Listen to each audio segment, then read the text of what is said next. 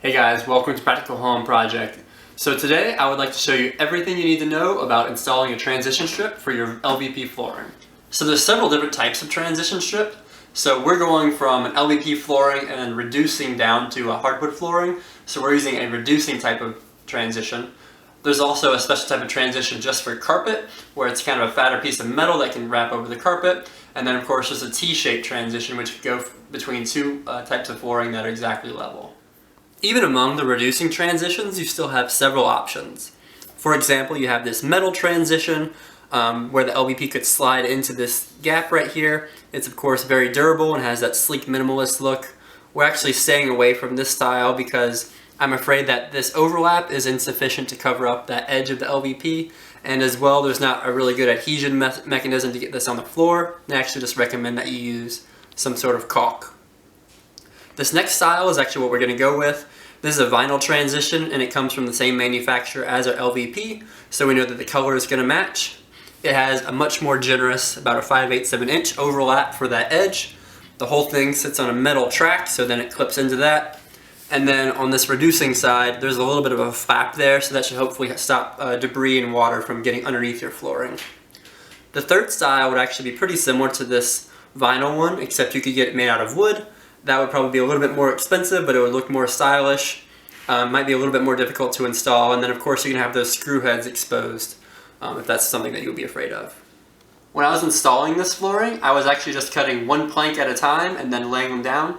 So you can see if you look along this edge that's a little bit jagged.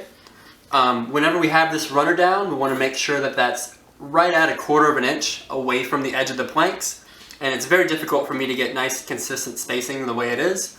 I'm afraid that if I install both the gap and then the overlap on these planks, that there's a chance that over time as things settle, that gap might widen up and then you might be able to see the inside of the planks. So my first step is going to be to straighten this out, and the way I'm going to do that is to use a laser to draw a perfectly straight line. Then I'm going to use my saw to cut a perfectly straight line, and then we'll reset where we want the runner off of that. The line is drawn, and now it's time to cut. I'm just going to use a simple circular saw, and I'm setting the blade height perfectly so that it cuts through the LVP flooring but doesn't cut through the layer below it. I had a scrap piece that I was practicing on a little bit to find out the exact height I need. So I'm really pleased with the edge that we got from using the saw. It was actually really easy using a circular saw. At the very end I had to use the box cutter for that last little bit, and that was a little bit more of a pain in the neck. But now we're ready for the next step. So we have a little bit of a tricky situation with installing this transition. This isn't just a simple doorway, this is all the way across the room. So this vinyl strip actually only comes in lengths of 94 inches, and we have almost a 12-foot gap. So we're going to have a seam somewhere in this walkway. So I'm trying to position the seam as far away from the main area of traffic as possible, so I'll put the seam kind of back on this end. However, I would like to stagger the seam of the runner with the seam of the LVP. So I'm actually going to put the runner right about here, so that seam will be there, and then this vinyl strip will have the seam back here, and hopefully it'll be a lot more cohesive. So the kit came with 4 of these little screws. Since I'm using a wood floor below, I can screw this directly into that flooring. If you have a basement floor, a concrete floor or something, you can of course use the anchors that come with the kit as well. As I go along, I'll see if 4 screws is going to be enough. And actually, since I've had some issues with the floor splitting, I'm going to pre-drill these holes as I go along.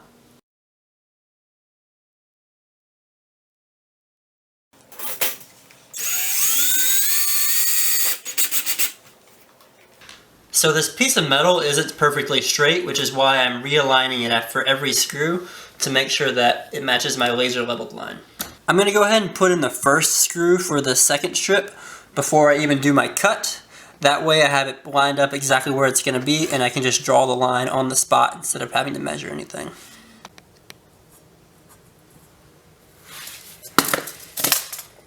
So I'll make that a 45-degree angle. So the other side is over here. So this is very easy to cut with those 10 snips, but you can see I bent it just a little bit. So I'm going to try to straighten everything out the best I can so that it fits the vinyl plank well. Perfect. So the original kit only came with 4 screws per 8-foot section. when I went ahead and attached those, I could still wiggle this band around a little bit, so I know it wasn't sufficient to hold it down, and we definitely don't want movement in the future. So I went ahead and added another screw in between each of the original ones, so now I have a fastener about once every foot, and that definitely makes it nice and tight.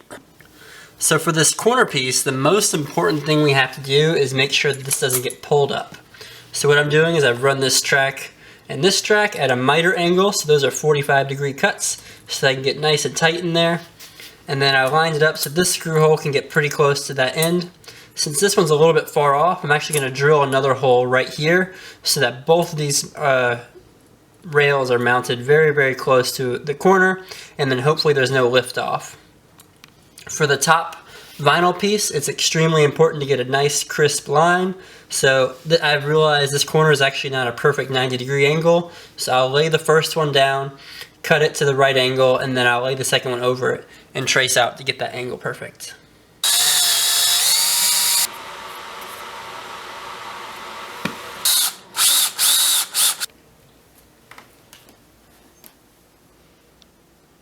I'm just going to use a simple miter box to do a 45-degree angle on the first one, and then I'll make the second one match the first one depending on what this angle is.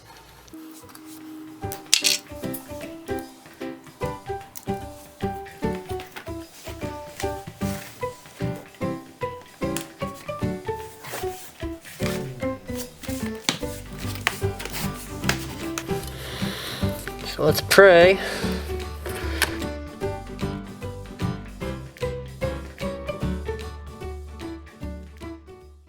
It was a little bit challenging to get that corner seam, especially since it wasn't a perfect 45-degree angle. So I definitely recommend, if you have something similar in the future, to use a miter saw so you can get the exact angle that you need. So in order to pull this seam as tight as possible, I just went ahead and used the same tapping block and mallet that we used to install the LVP to sort of tap this tight.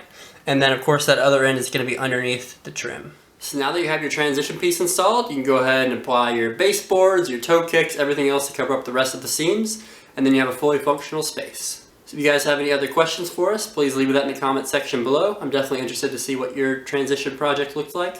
And then of course, like and subscribe if you like this project. Thanks guys.